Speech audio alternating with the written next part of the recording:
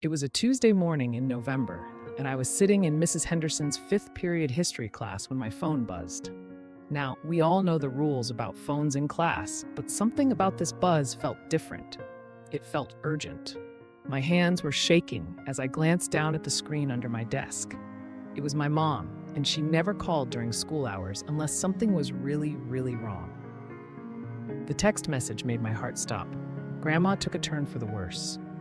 Hospital says it could be hours. Come now if you want to say goodbye. I felt the blood drain from my face.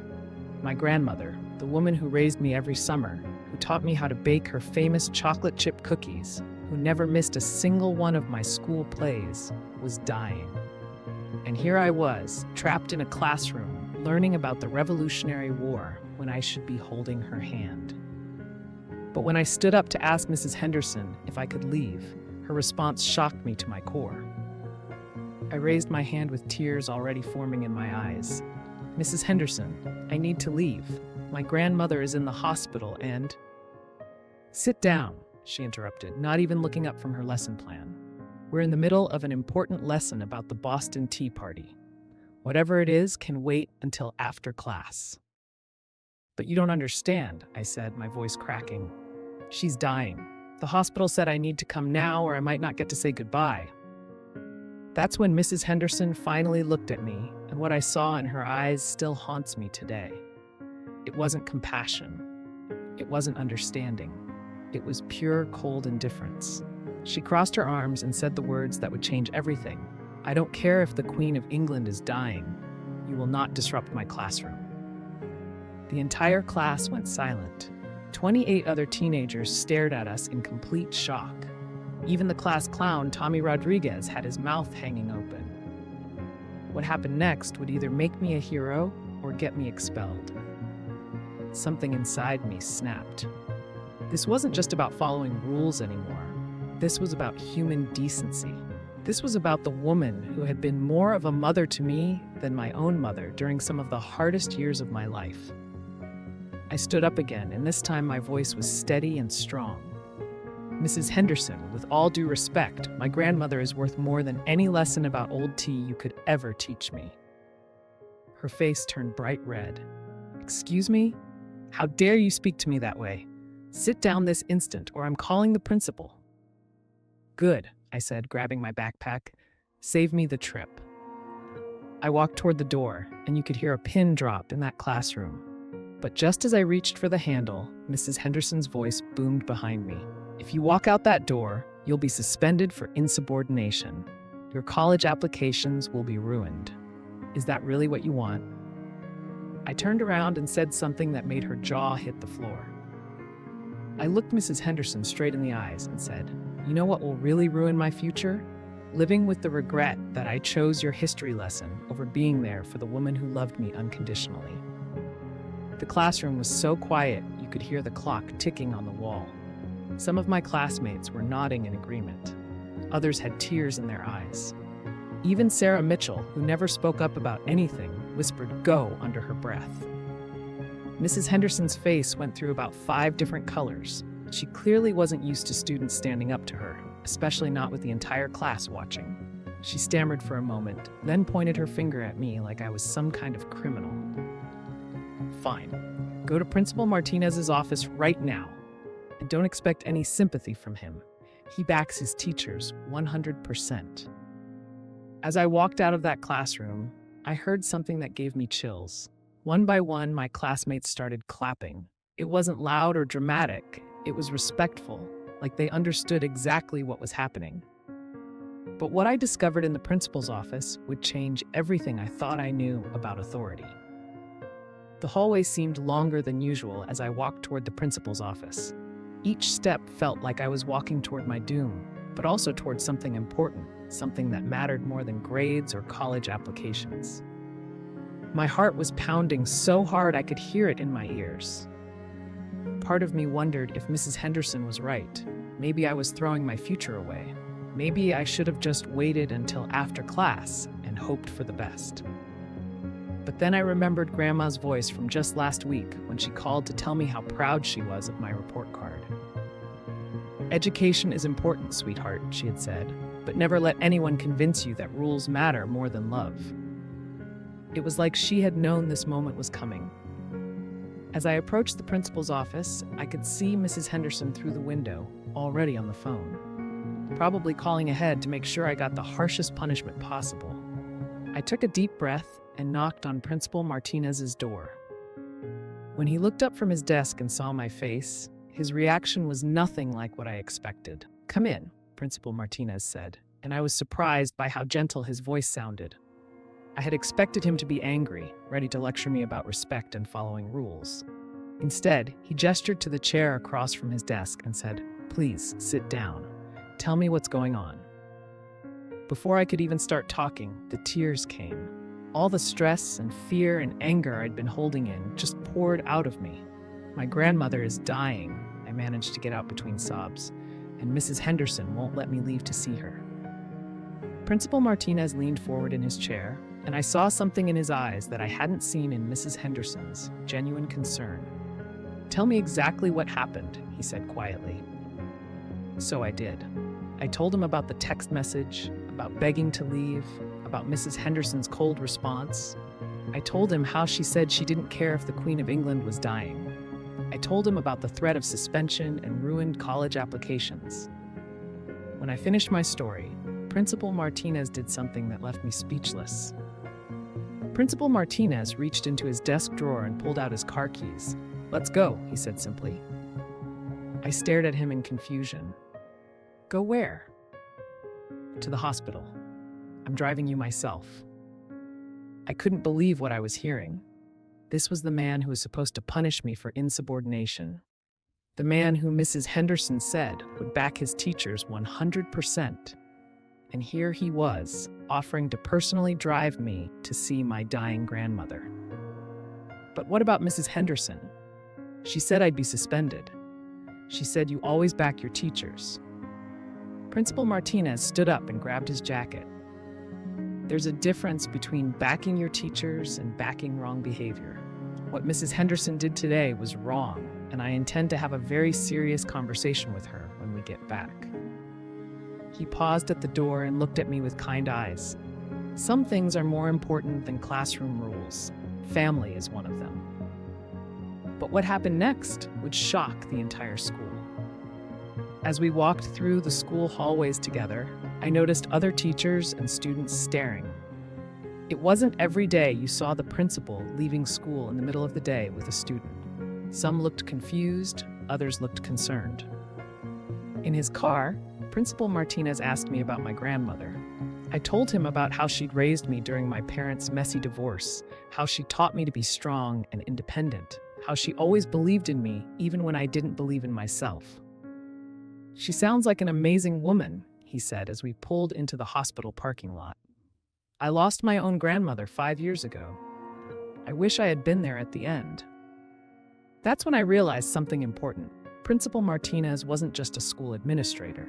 He was a person who had experienced loss, who understood what it meant to love someone so much that nothing else mattered. As we walked into the hospital, I felt a strange sense of calm wash over me.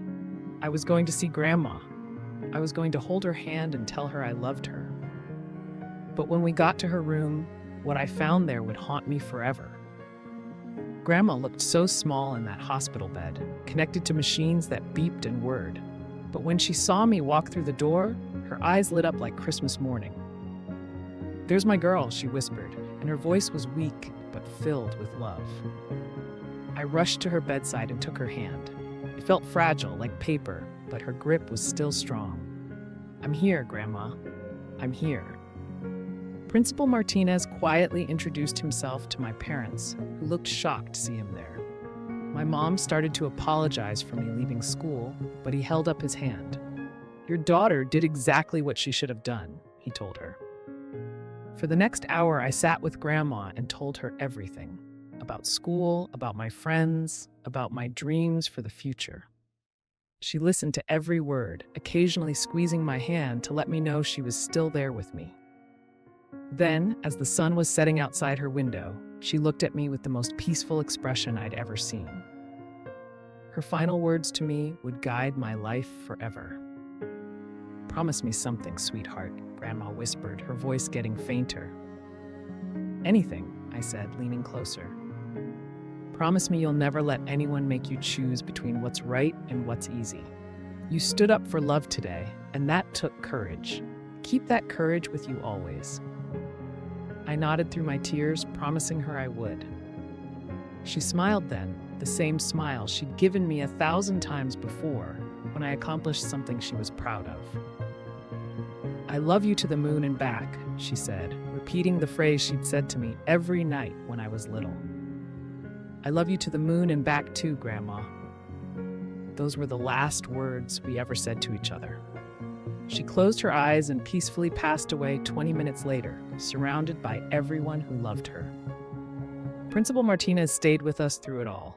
He helped my parents with paperwork, he made phone calls, he even brought us coffee from the hospital cafeteria.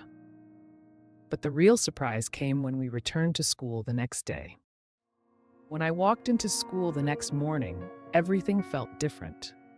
Students I barely knew were coming up to me, offering condolences, and telling me how brave they thought I was for standing up to Mrs. Henderson.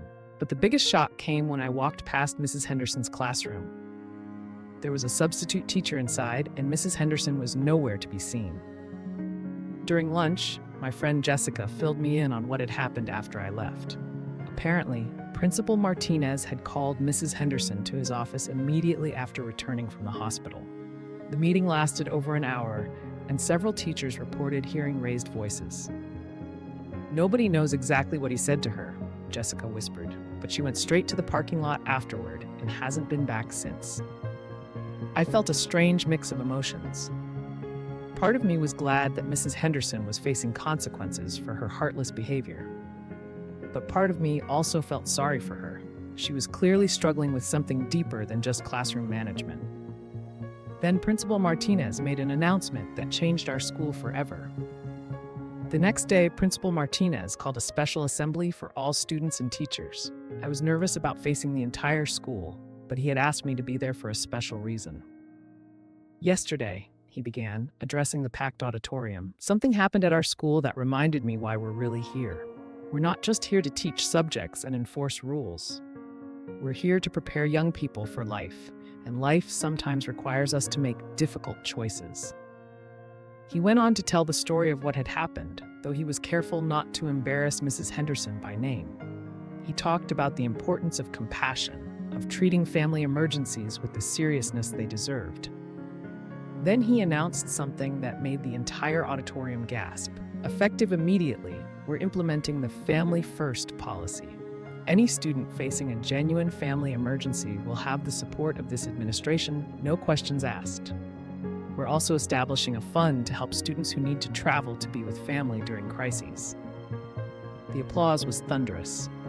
Teachers were nodding in approval, students were cheering. But Mrs. Henderson's reaction to this news would shock everyone. 3 days later, I was at my locker when I felt a tap on my shoulder.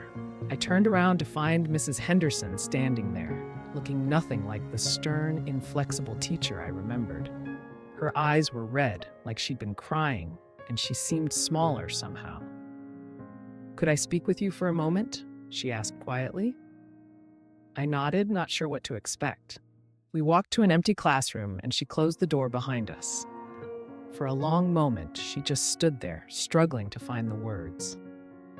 Finally, she took a deep breath and said, "I owe you an apology. A big one." I was stunned. This was the woman who had threatened to ruin my future just days earlier. "What I did was inexcusable," she continued. "I was having a horrible day. My own mother had been diagnosed with cancer that morning, but that's no excuse for how I treated you. You were dealing with something far more urgent than any lesson I could teach." She paused, wiping her eyes. "I've been teaching for 15 years, and I forgot the most important lesson of all, that these aren't just students sitting in my classroom. You're human beings with real lives and real feelings." What she said next would change both of our lives forever. "Your grandmother would be proud of you," Mrs. Henderson said, her voice shaking. "You showed more maturity and courage in that moment than I've shown in years of teaching." She reached into her purse and pulled out an envelope. I've written a letter to every college on your application list, explaining what happened and recommending you in the strongest possible terms. What you did wasn't insubordination, it was leadership.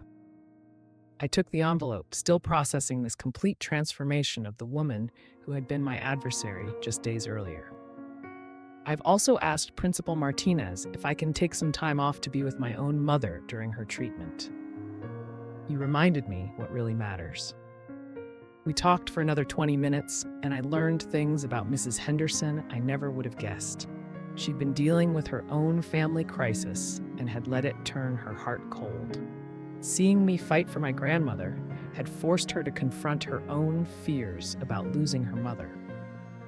"Thank you," she said as we prepared to leave. "You taught this old teacher something new." But the story doesn't end there. The ripple effects were just beginning. Word of what happened spread far beyond our school. Local news picked up the story after one of my classmates posted about it on social media. Suddenly, I was getting calls from reporters wanting to interview me about standing up to authority. But more importantly, other students started sharing their own stories. Sarah Chen wrote on the school blog about how she'd been forced to miss her grandfather's funeral because of a mandatory test. Marcus Williams talked about not being allowed to leave when his little brother was in a car accident. Principal Martinez was flooded with emails from parents sharing similar experiences their children had faced at other schools. The Family First policy we'd implemented was being discussed at school board meetings across the state. I realized that what had started as my personal crisis had become something much bigger, a conversation about how we balance rules with humanity in our schools.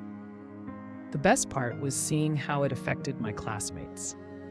They started standing up for themselves and each other in small but important ways. When Jenny Martinez was told she couldn't retake a test because she'd been sick with the flu, 3 other students went with her to talk to the teacher. Then something happened that none of us saw coming. 6 months later, I was sitting in my AP English class when the school secretary knocked on the door. She handed our teacher a note, and suddenly all eyes were on me. "You have a phone call in the office," she said with a strange smile on her face. As I walked down the hallway, my mind raced. Was someone sick again? Had something happened to my parents?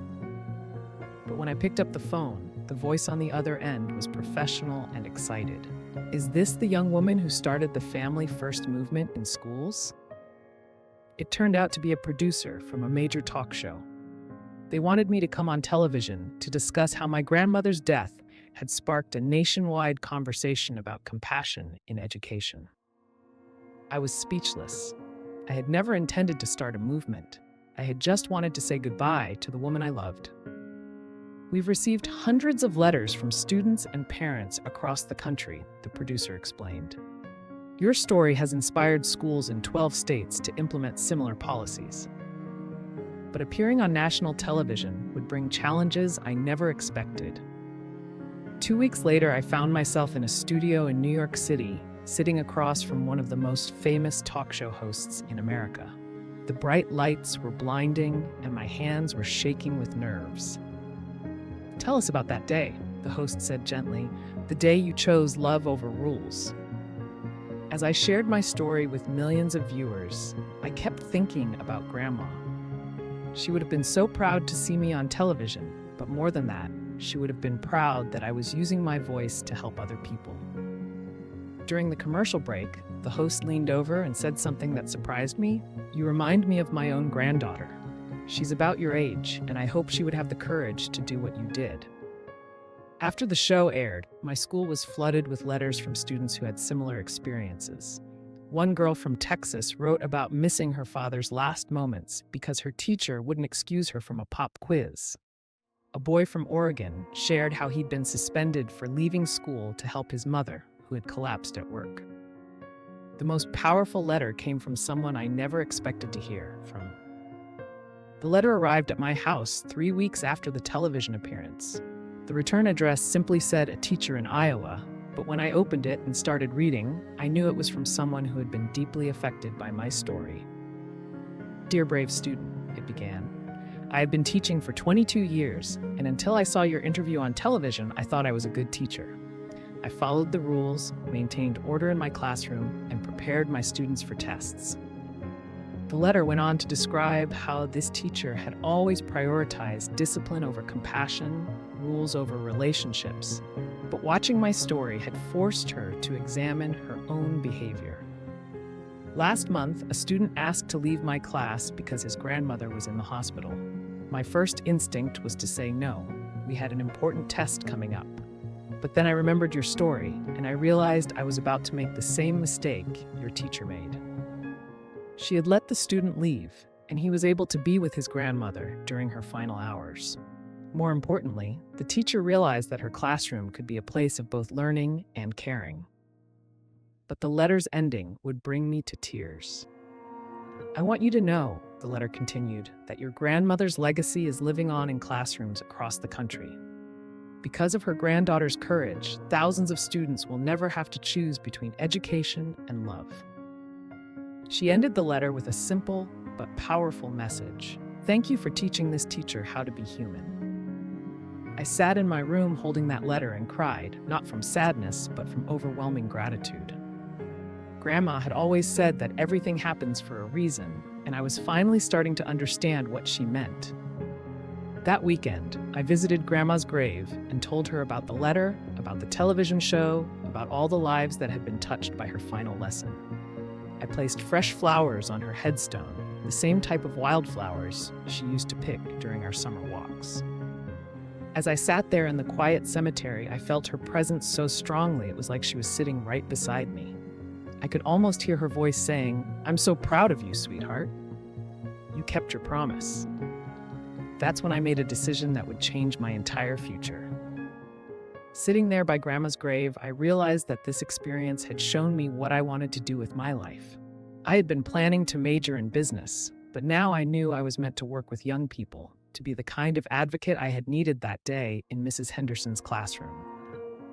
I changed my college applications to focus on education and social work. In my personal essay, I wrote about Grandma's final lesson and how it had taught me that the most important education happens when we learn to treat each other with compassion. When the acceptance letters started arriving, I was amazed by the responses. Several colleges mentioned my story specifically, saying they wanted students who would bring that kind of moral courage to their campuses. But the letter that meant the most came from a small liberal arts college that had recently implemented their own family first policy after hearing about our school's initiative. "We don't just want students who will follow rules," the admissions director wrote. "We want students who will question rules when those rules cause harm." My first week of college would test everything I'd learned. During my freshman orientation, I met a girl named Maria who seemed upset and withdrawn. Over lunch, she shared that her younger brother was being bullied at his school, but she felt powerless to help because she was hours away from home. "I keep thinking I should go home and stand up for him," she said, "but I'm already behind in my classes, and my professors have made it clear that attendance is mandatory." I listened to her story and felt that familiar fire in my stomach, the same feeling I'd had in Mrs. Henderson's classroom. Here was another situation where rigid rules were preventing someone from protecting their family. "Let's go talk to your professors together," I suggested. Maria looked at me like I was crazy. "You can't just do that. They'll think I'm making excuses." "Trust me," I said, thinking about Principal Martinez and how he had shown me that authority figures could be compassionate. Sometimes the people in charge surprise you. What happened next would prove that some lessons learned in high school are powerful enough to change college, too. We went to Maria's psychology professor first, a stern-looking woman who reminded me a little too much of Mrs. Henderson.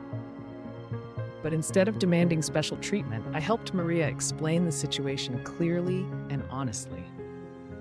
"My brother is being physically bullied," Maria said, her voice shaking. "School isn't taking it seriously, and my parents don't speak English well enough to advocate for him effectively. I'm the only one who can help him." The professor listened carefully, then asked several thoughtful questions about the situation. Finally, she said something that surprised us both. Family advocacy is actually a perfect real-world application of what we're studying in developmental psychology. Why don't you document your intervention with your brother and turn it into your midterm project?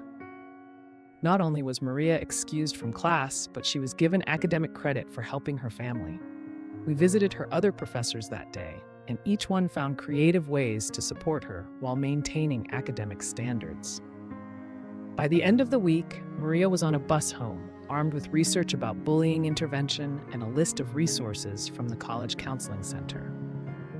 2 months later, Maria shared news that proved we had made the right choice. It worked, Maria told me excitedly when she returned to campus. The school district implemented a new anti-bullying program after I presented all the research you helped me gather.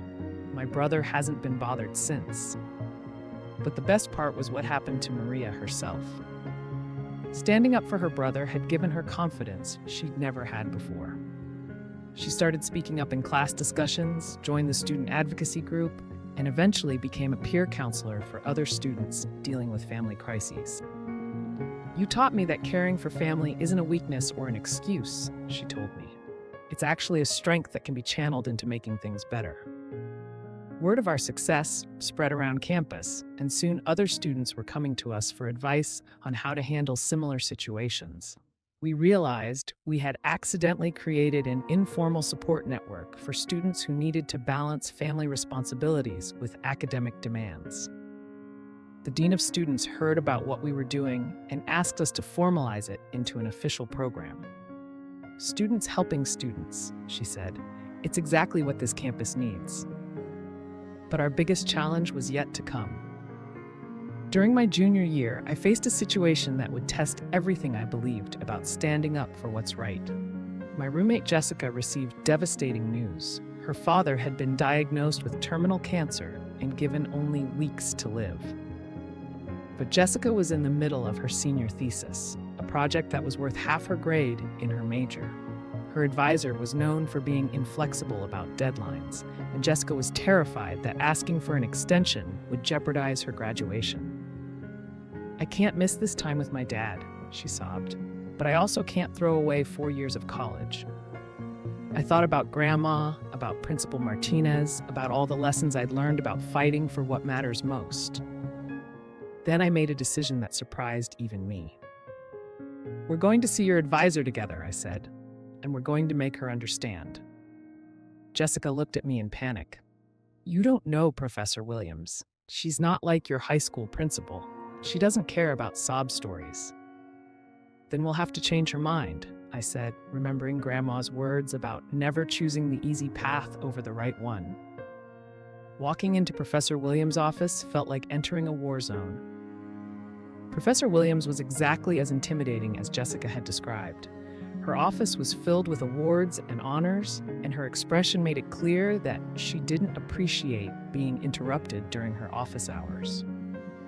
Ms. Rodriguez, she said to Jessica without looking up from her papers, I assume you're here to discuss your thesis deadline.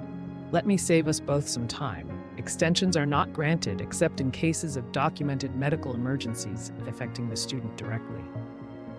I watched Jessica's shoulders slump in defeat, but I wasn't about to give up.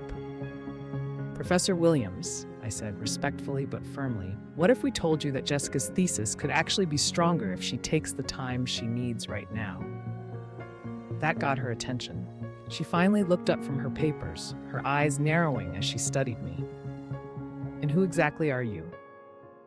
I'm Jessica's friend, and I'm also someone who has learned that the most important lessons in life come from the hardest moments. Jessica's thesis is about the psychology of grief and family dynamics. What better research could she do than documenting her own family's journey through this crisis? Professor Williams' response would determine Jessica's entire future. Professor Williams sat back in her chair, considering my words carefully. For a long moment, the room was completely silent, except for the ticking of the clock on her wall. That's actually an interesting perspective, she said slowly. Ms. Rodriguez, is this friend of yours always this persuasive? Jessica managed a small smile through her tears. She's the one who taught me that sometimes you have to fight for what matters most. Professor Williams asked Jessica detailed questions about her thesis topic and how her father's illness might provide valuable insights into her research. As Jessica spoke, I could see the professor's expression gradually shifting from skepticism to genuine interest. "Very well," Professor Williams said finally. "You may have a 2-month extension on your thesis deadline, but I want weekly check-ins about your progress, and I expect this personal experience to significantly strengthen your academic work." Jessica burst into tears of relief and gratitude. As we left the office, Professor Williams called after us, "Ms. Rodriguez, you're fortunate to have a friend who advocates for you so effectively. And young lady," she said, looking at me, "you should consider law school. You argue a case quite convincingly." But Jessica's story was far from over. Jessica spent the next 6 weeks at home with her father, documenting their conversations and observing how their family navigated this incredibly difficult time. She kept detailed notes about the stages of grief, the dynamics between family members, and the ways that facing mortality changed everyone's priorities.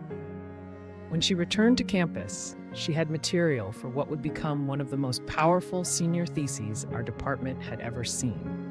But more importantly, she had been present for her father's final weeks, creating memories that would sustain her for the rest of her life.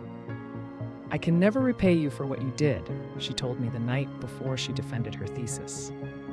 "You gave me the gift of time with my dad, and you also gave me the courage to turn that experience into something meaningful academically." Her thesis defense was extraordinary. Jessica presented her research with a depth of understanding that only comes from lived experience. The panel of professors was visibly moved by her insights into how families cope with terminal illness. The aftermath of Jessica's thesis would create waves far beyond our campus.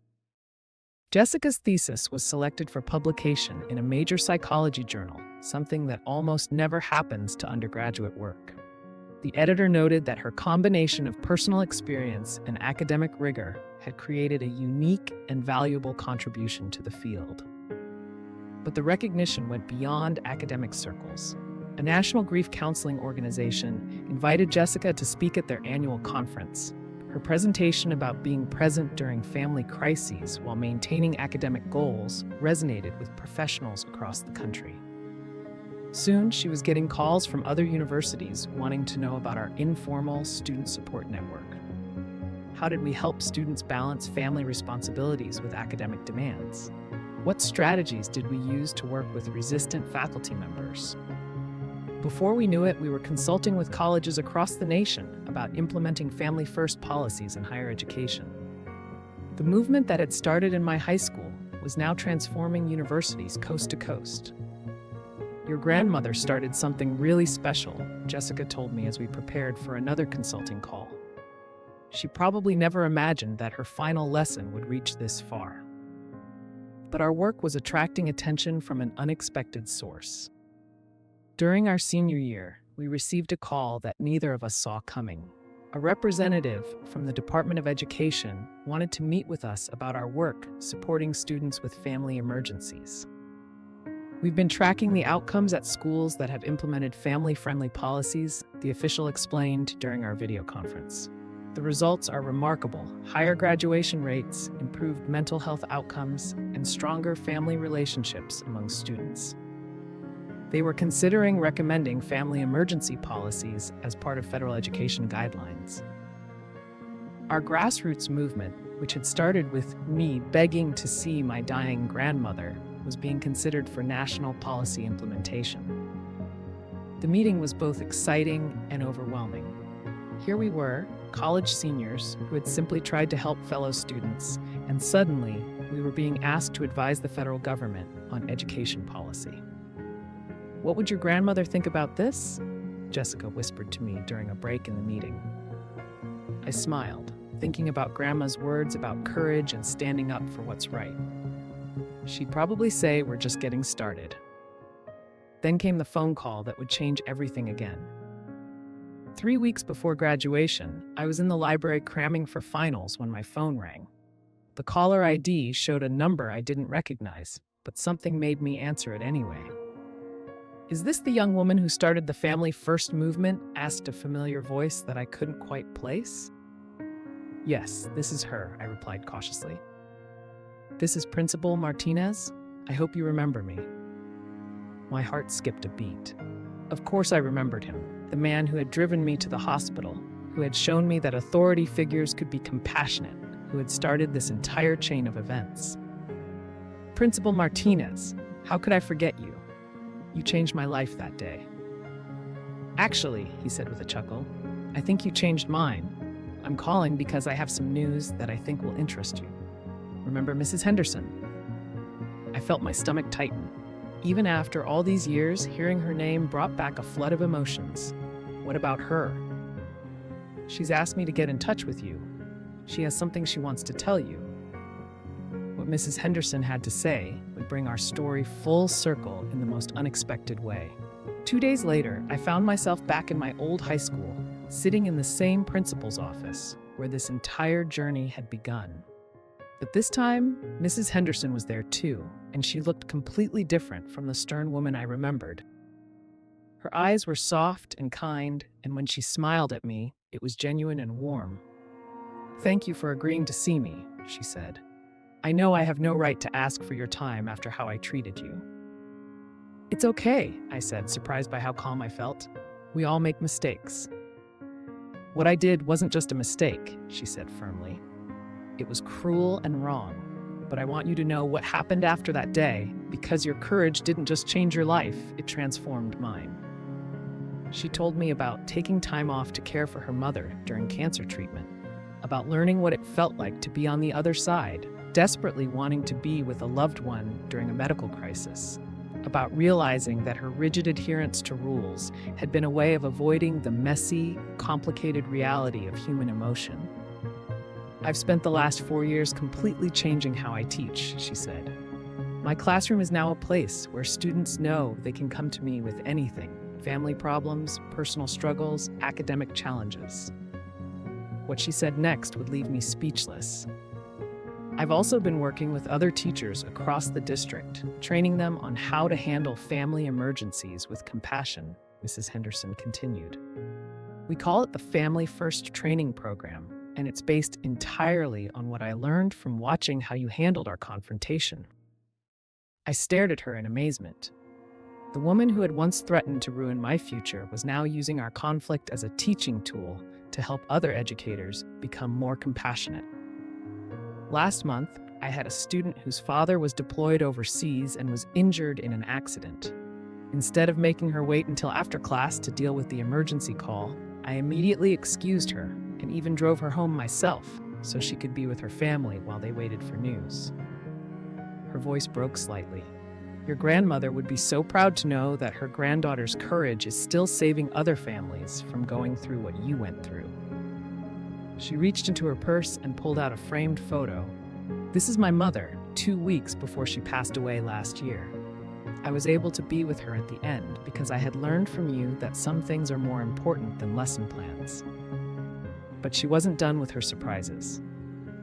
"There's something else," Mrs. Henderson said, glancing at Principal Martinez with a meaningful look. "We've established something at the school that we want to show you." They led me down the familiar hallways to a part of the building I'd never seen before. When we stopped in front of a door, I noticed a small plaque beside it that made my breath catch in my throat. "The Grace Memorial Family Support Center," I read aloud, my voice barely a whisper. "We named it after your grandmother," Principal Martinez explained. "It's a place where students can come when they're dealing with family crises. We have counselors available, emergency transportation, and even a fund to help with travel expenses when students need to be with family." Inside, the center was warm and welcoming, with comfortable chairs, soft lighting, and photos of families from all different backgrounds. On the wall was a beautiful quote in elegant lettering: "Never let anyone make you choose between what's right and what's easy." Grace. "We serve about 50 families a year now," Mrs. Henderson said proudly. "Students who might otherwise have to choose between their education and their family responsibilities." The final surprise was waiting in the center's main room. In the center of the room was a large bulletin board titled "Stories of Courage," filled with thank you notes from students and families who had been helped by the center. "Maria's little brother is now a straight-A student thanks to his sister's advocacy," read one note. The family first policy let me be with my grandmother during her final days, said another. I graduated because this school understood that love and education can coexist, wrote a third. As I read story after story, I realized that Grandma's final lesson had created a ripple effect far beyond anything I could have imagined. Her death had been transformed into a legacy of compassion that was touching hundreds of lives every year. We want to offer you something, Principal Martinez said, as I wiped tears from my eyes. After you graduate college, would you consider coming back here to run the Family Support Center? We think your grandmother would like knowing that her legacy is in the hands of the granddaughter who fought so hard to honor her. The offer was tempting, but I knew my path was leading me somewhere else. I'm honored, I said, but I think I meant to take this message to an even bigger stage.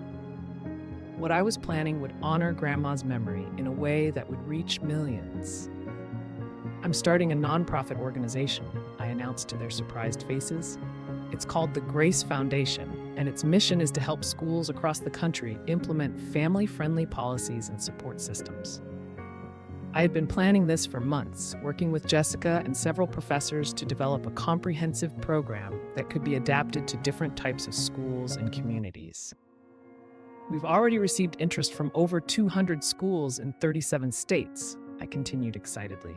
We're going to provide training, resources, and ongoing support to help educators understand that family emergencies aren't disruptions to education. They're opportunities to teach the most important lesson of all, that love and compassion are more powerful than any rulebook. Mrs. Henderson started crying then, but they were tears of joy. Your grandmother raised an incredible young woman, she said. I'm so sorry it took me so long to see it. Principal Martinez beamed with pride. We'll be your first partner school, he said immediately. And I know dozens of other principals who will want to join this movement. But I had one more surprise that would bring everything full circle. There's something else, I said, reaching into my backpack. I've written a book about this entire experience. It's called Love Over Rules: How My Grandmother's Death Changed Education Forever. I pulled out an advance copy of the book, with Grandma's photo on the cover, the same picture she'd had taken for her 70th birthday, where she was laughing and her eyes were sparkling with mischief. The proceeds from the book will fund the Grace Foundation, I explained. But more importantly, it tells the story of how one act of courage can create waves of change that touch thousands of lives. Mrs. Henderson held the book like it was made of precious metal.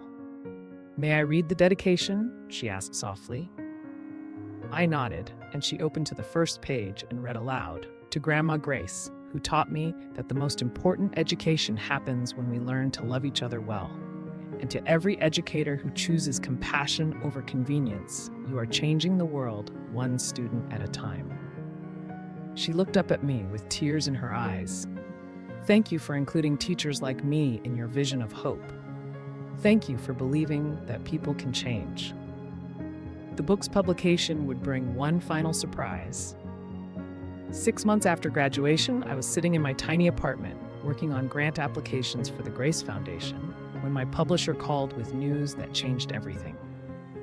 Your book just hit #1 on the New York Times bestseller list, she said excitedly.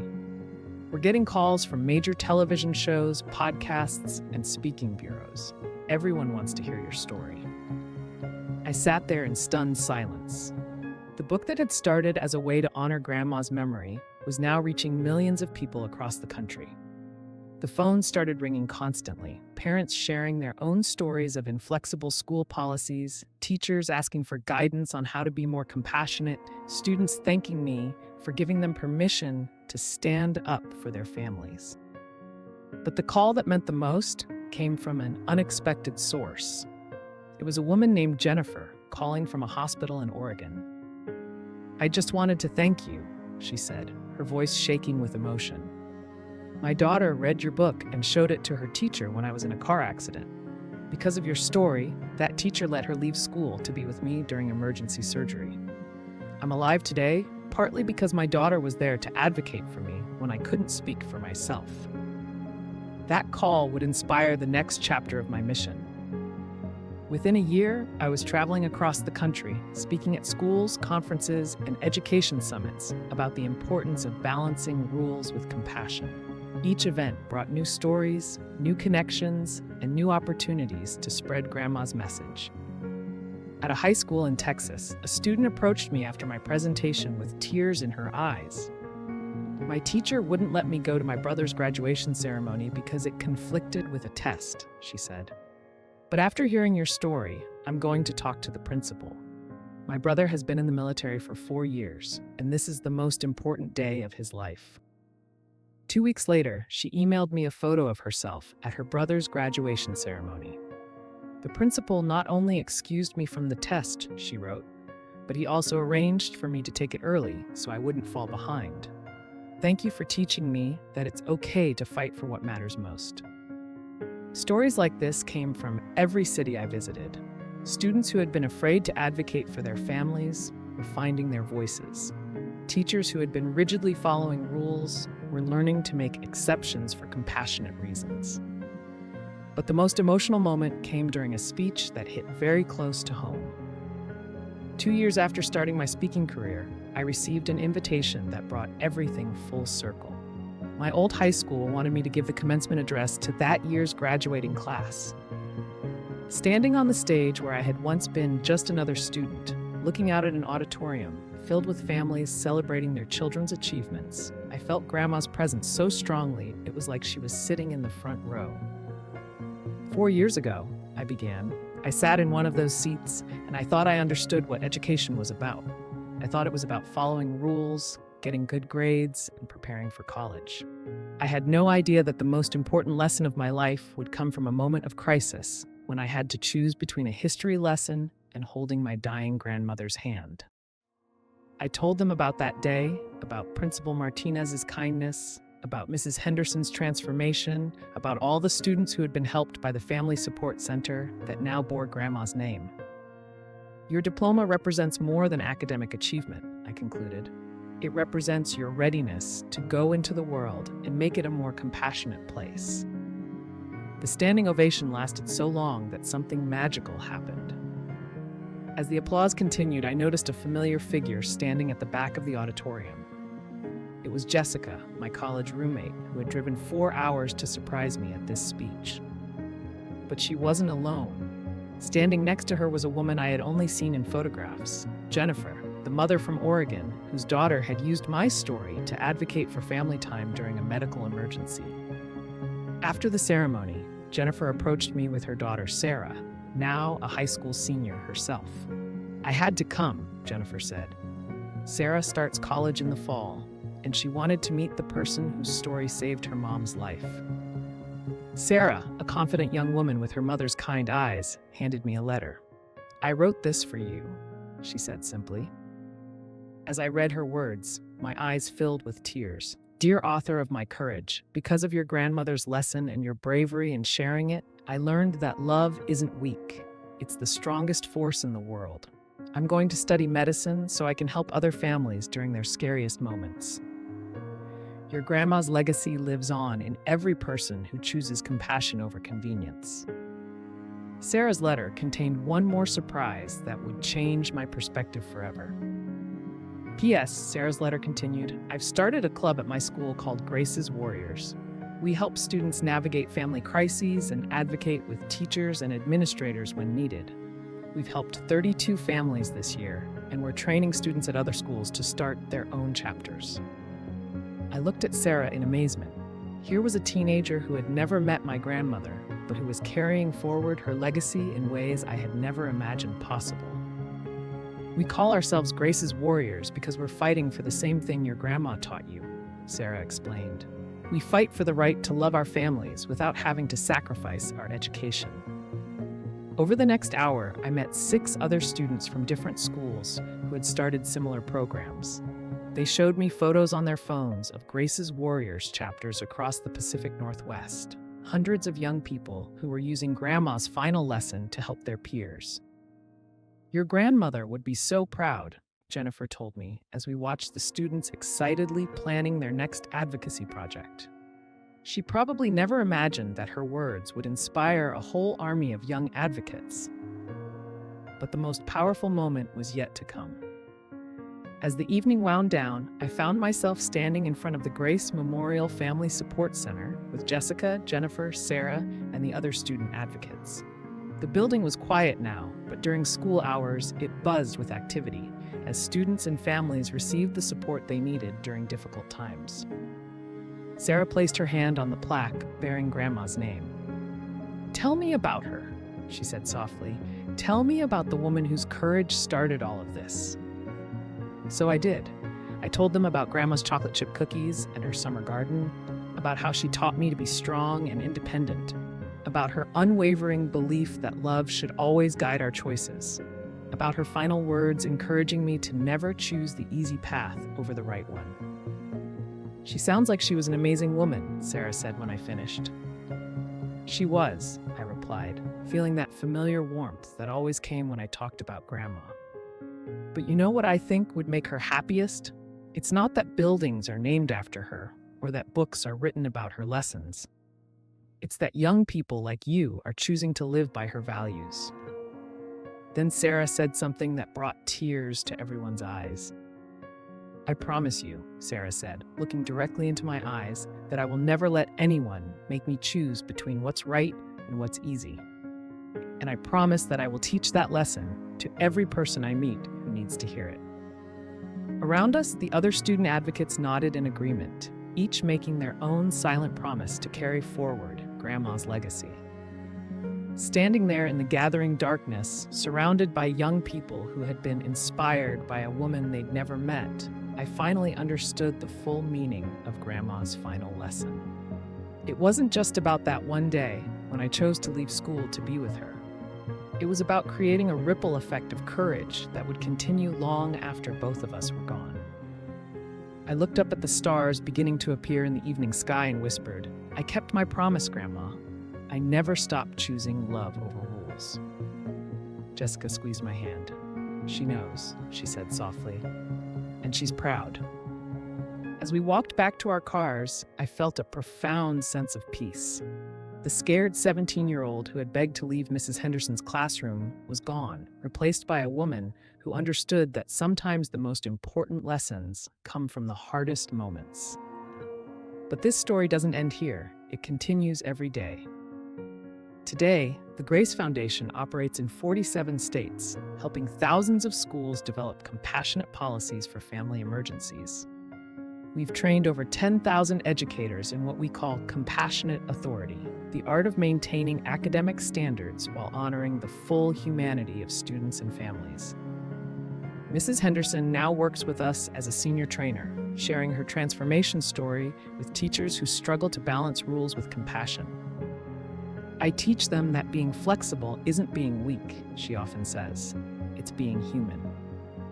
Principal Martinez, now retired, serves on our board of directors and speaks frequently about the importance of administrative leadership in creating compassionate school cultures. "That day, I drove a student to see her dying grandmother," he tells audiences. "I learned that the best education happens when we teach with our hearts, not just our heads." The book has now been translated into 12 languages, and I receive letters from families around the world who have been inspired by Grandma's story. A teacher in Japan wrote to tell me about a student who was able to be with her grandfather during his final days because of a new policy inspired by our work. But the most important work happens in moments you'll never hear about. Every week, I receive emails from students who have found the courage to advocate for their families because of Grandma's story. There's the high school junior in Michigan who convinced her school to let her take care of her disabled younger sister during a family crisis. The college freshman in Florida who was able to be with his mother during cancer treatment without jeopardizing his academic standing. The middle school student in California who stood up to a teacher who wouldn't excuse her absence for her father's military deployment ceremony. These young people are the real heroes of this story. They're the ones carrying Grandma's message forward, one family crisis at a time, one compassionate choice at a time. I think about them every time I visit Grandma's grave, which I still do regularly. I bring her fresh wildflowers and tell her about the latest letters, the newest schools joining our network, the students who have found their voices because of her final lesson. You did it, Grandma," I always tell her. "You taught me that love is stronger than any rule, and now that lesson is changing the world." And sometimes I swear I can still hear her voice. In the quiet moments at her graveside, I can almost hear Grandma's voice whispering back to me, "I'm so proud of you, sweetheart." But you know this was never about me, don't you? This was always about teaching you to trust your heart, even when the world tells you to follow the rules. And she's right. The real lesson wasn't about that one day when I chose to leave school to be with her. The real lesson was about learning to recognize the moments when love should guide our choices, even when it's difficult, even when it's scary, even when authority figures tell us we're wrong. Every student who stands up for their family, every teacher who shows compassion in a moment of crisis, every administrator who chooses humanity over policy, they're all living proof that Grandma's lesson continues to grow and spread. The Grace Foundation now employs 15 full-time staff members, all of whom are passionate about creating more compassionate educational environments. We've helped pass legislation in 6 states requiring schools to have family emergency policies. We've created curricula that teach both students and educators about balancing academic responsibility with family loyalty. But our biggest project is just beginning. This year, we're launching the Grace Leadership Academy, a summer program that trains high school students to become advocates for compassionate policies in their own schools. Sarah, the young woman from Oregon who started Grace's Warriors, is our first program director. We're not just training students to follow rules, Sarah explained during our program launch. We're training them to question rules that cause harm and to speak up for policies that honor both education and family love. The first cohort of Grace leaders includes 30 students from 15 states, each of whom has their own story of having to choose between school obligations and family needs. They spend 2 weeks learning advocacy skills, policy analysis, and leadership techniques that will help them create change in their home communities. But more importantly, they learn Grandma's fundamental lesson, that true strength comes from standing up for what's right, even when it's difficult. "Your grandmother started something that's going to outlast all of us," one of the students told me during our closing ceremony. Every family that gets to stay together during a crisis because of these policies is living proof that one person's courage really can change the world. As I watched these young leaders prepare to return to their schools, I realized something profound. Standing there watching 30 teenage advocates prepare to go back to their communities and fight for more compassionate policies, I finally understood the true magnitude of what had started that day in Mrs. Henderson's classroom. It wasn't just about me anymore. It wasn't even about Grandma anymore. It had become something much bigger, a movement of young people who understood that education and love don't have to be enemies, that rules should serve humanity rather than the other way around. Each of these students would return home and influence dozens of other students. Those students would grow up and become teachers, principals, parents, and policymakers who would carry forward the lesson of choosing compassion over convenience. The ripple effect would continue indefinitely, touching lives that I would never know about, solving family crises that I would never hear about. "Grandma," I whispered that night as I looked up at the stars, "I think I finally understand what you meant when you said everything happens for a reason. You didn't die just to teach me a lesson. You died to start a movement." But there's one more part of this story that needs to be told. Last month, I received a phone call that brought the entire journey full circle in the most personal way possible. It was from my own daughter. Yes, I'm married now and have a family of my own, calling from her high school.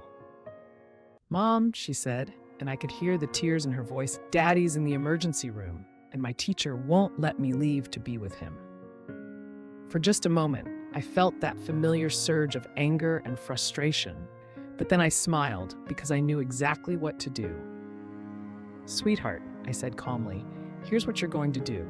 You're going to stand up, look your teacher in the eye, and tell them that your great-grandmother Grace taught us that some things are more important than classroom rules. Then you're going to walk to the principal's office, and you're going to explain that family emergencies require immediate attention, not permission. "But Mom, what if I get in trouble?" "Then you'll handle it the same way your great-grandmother taught me to handle it. With courage, with dignity, and with the absolute certainty that you're doing the right thing." What happened next proved that Grandma's lesson had truly become a family legacy. An hour later, my daughter called back with news that made my heart soar. Not only had the principal immediately excused her from class, but he had also arranged for a substitute teacher to cover her afternoon classes so she could stay at the hospital as long as needed. "The principal said he knew who I was," she told me excitedly. "He said my great-grandmother was a legend in education circles and that he was honored to help her great-granddaughter follow in her footsteps of putting family first." As I drove to the hospital to meet my family, I thought about how far we'd all come from that terrible day in Mrs. Henderson's classroom. My husband was going to be fine, just a minor heart episode that looked scarier than it was. But my daughter had learned something invaluable, that she has the power to advocate for what matters most. That night, as we sat together in the hospital room, my daughter asked me to tell her again about the day her great-grandmother died, about the teacher who said no, about the principal who said yes, about how one act of courage had changed thousands of lives. "Tell me about Great-Grandma Grace," she said, just like Sarah had asked years earlier. So I did. And as I spoke, I realized that this story will continue to be told, generation after generation, family crisis after family crisis, student advocate after student advocate, because some lessons are too important to ever forget. Because love really is stronger than any rule. And because sometimes the bravest thing you can do is simply choose what's right over what's easy. Grandma's lesson didn't end with her death. It began there. Every time a student finds the courage to stand up for their family, every time a teacher chooses compassion over rigid rule following, every time an administrator remembers that schools are meant to serve human beings, not the other way around, Grandma's voice echoes through the halls. Never let anyone make you choose between what's right and what's easy. Those words changed my life, transformed countless schools, and continue to inspire young people around the world to this day. What started as the worst day of my teenage life became the foundation for a movement that has touched hundreds of thousands of families. And it all began with a 17-year-old girl who loved her grandmother enough to fight for the chance to say goodbye. Sometimes the most powerful thing you can do is simply refuse to accept that love and responsibility are incompatible. Sometimes courage looks like walking out of a classroom. Sometimes the most important education happens when you choose your heart over their handbook.